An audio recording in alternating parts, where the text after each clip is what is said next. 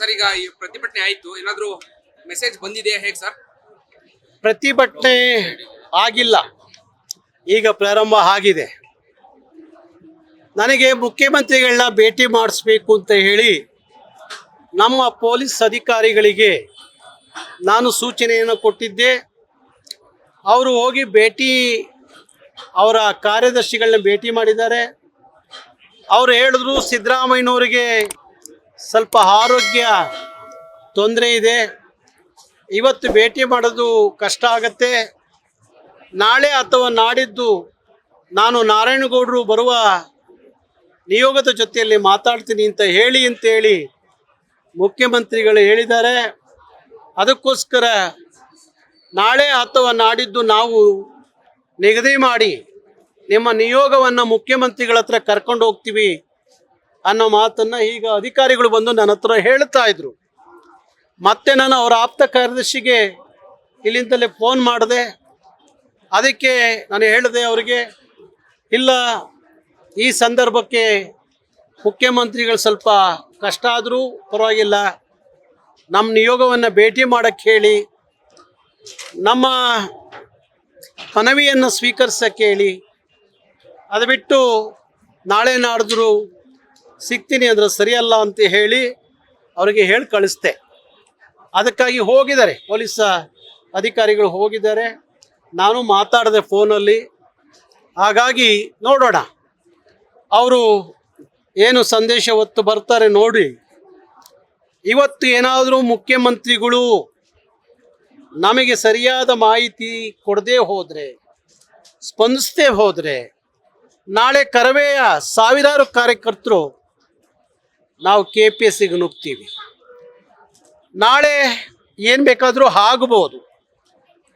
ಯಾಕೆಂದರೆ ಈ ಸಂದರ್ಭಕ್ಕೆ ನಮ್ಮ ಜೊತೆಯಲ್ಲಿ ಯಾರೂ ನಿಂತ್ಕೊಳ್ಳಿಲ್ಲ ಅಂದರೆ ಈ ಲಕ್ಷಾಂತರ ಮಕ್ಕಳ ಭವಿಷ್ಯ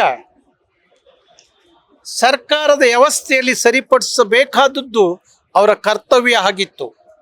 ಆದರೆ ಅದನ್ನು ಮರೆತು ಕೂತಾಗ, ಅದರ ಅನುಭವದ ಕೊರತೆ ಅಂತ ಕೂತಾಗ, ಅವ್ರಿಗೆ KPSC ಒಬ್ಬ ಅಧಿಕಾರಿ ಮೇಲೂ ಒಂದು ಕ್ರಮ ಆಗದಲ್ಲೇ ಕೂತಿರುವಾಗ, ನಾನು ಆಗ ಹೇಳಿದ ಹಾಗೆ ಅವರ ಮಧ್ಯದಲ್ಲಿ ಒಪ್ಪಂದಗಳು ಏನಾಗಿದೆ ಅನ್ನೋದು ಅನುಮಾನಗಳು ನಮ್ಮನ್ನು ಕಾಡ್ತವೆ.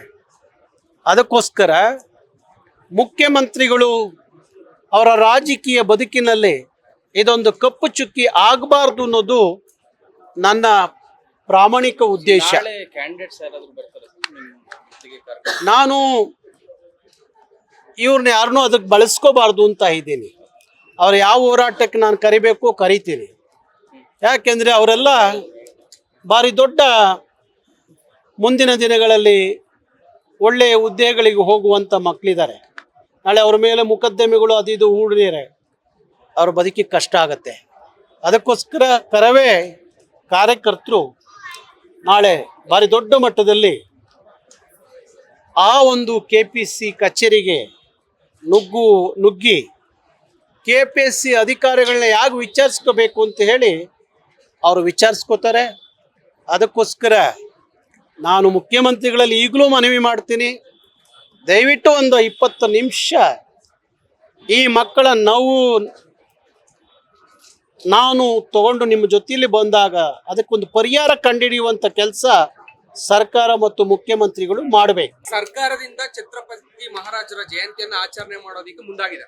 ಎಲ್ಲಿ ಟೌನ್ ಹಾಲ್ ನಲ್ಲಿ ಸರ್ಕಾರದಿಂದಲೇ ಇದು ಆಗ್ತಾ ಇರುವಂತದ್ದು. ಕನ್ನಡ ಪರ ಕನ್ನಡ ಮತ್ತು ಸಂಸ್ಕೃತಿ ಇಲಾಖೆ ಜೊತೆಗೆ ಸರ್ಕಾರ ಸೇರಿ ಮಾಡ್ತಾ ಇರುವಂತ ಕಾರ್ಯಕ್ರಮ ಛತ್ರಪತಿ ಮಹಾರಾಜರವರ ಕಾರ್ಯಕ್ರಮ. ಒಂದ್ ಕಡೆ ವಿರೋಧವಾಗುತ್ತೆ, ರಾಜ್ಯದಲ್ಲಿ ಮಾಡಬಾರ್ದು ಅಂತ ಹೇಳಿ, ಮತ್ತೊಂದ್ ಕಡೆ ಸರ್ಕಾರವೇ ಮುಂದಾಗ್ತಾ ಇರುತ್ತೆ. ಬಹುಶಃ ಅದು ಈ 19ಕ್ಕೆ ಈ ವರ್ಷಕ್ಕೆ ಅಷ್ಟೇ ಸೀಮಿತವಾದ್ದಲ್ಲ. ಹೋದ ಬಾರಿನೂ ಮಾಡಿದ್ರು, ಶಿವಾಜಿಯ ಜಯಂತಿ ಉತ್ಸವವನ್ನು ಮಾಡಿದ್ರು. ಶಿವಾಜಿ ಮತ್ತು ಕರ್ನಾಟಕದ ಮಧ್ಯದಲ್ಲಿ ಒಂದಷ್ಟು ಆಗ್ಲಿಂದಲೂ ಸಂಘರ್ಷ ಇದೆ. ಯಾಕೆಂದರೆ ಬೆಳವಾಡಿಯ ಮಲ್ಲಮ್ಮನ ಮೇಲೆ ಮತ್ತು ಬೆಳವಾಡಿಯ ಮಲ್ಲಮ್ಮನ ಪತಿಯ ಪ್ರಾಣಹಾನಿ ಶಿವಾಜಿ ಮತ್ತು ಶಿವಾಜಿ ಸೈನಿಕರಿಂದ ಆಗಿತ್ತು ಅನ್ನೋದು ಒಂದು ದೊಡ್ಡ ಇತಿಹಾಸ ಇದೆ. ಹಾಗಾಗಿ ಶಿವಾಜಿ ಅನೇಕ ಸಂದರ್ಭದಲ್ಲಿ ಕರ್ನಾಟಕದಲ್ಲಿ ಕನ್ನಡಿಗರ ಮೇಲೆ ದಬ್ಬಾಳಿಕೆ ದೌರ್ಜನ್ಯ ಮಾಡಿದ್ದಾರೆ ಅನ್ನುವ ಒಂದಷ್ಟು ಇತಿಹಾಸವನ್ನು ಹೇಳ್ತಾರೆ. ಅದರ ಬಗ್ಗೆ ನಾನು ಒಂದಷ್ಟು ಮಾಹಿತಿಯನ್ನು ತಗೊಂಡು ಮಾತಾಡ್ತೀನಿ. ಲೇಟೆಸ್ಟ್ ಹಾಗೂ ಇಂಟ್ರೆಸ್ಟಿಂಗ್ ಸುದ್ದಿಗಳಿಗಾಗಿ ಬಾಸ್ ಟಿವಿ ಕನ್ನಡ ಚಾನೆಲ್ನ ಸಬ್ಸ್ಕ್ರೈಬ್ ಮಾಡಿ. ಹಾಗೆಯೇ ಬೆಲ್ ಐಕಾನ್ ಪ್ರೆಸ್ ಮಾಡಿ. ಇದರ ಜೊತೆಗೆ ಫೇಸ್ಬುಕ್, ಇನ್ಸ್ಟಾಗ್ರಾಮ್, ಎಕ್ಸ್ನಲ್ಲೂ ಮಿಸ್ ಮಾಡದೆ ಫಾಲೋ ಮಾಡಿ.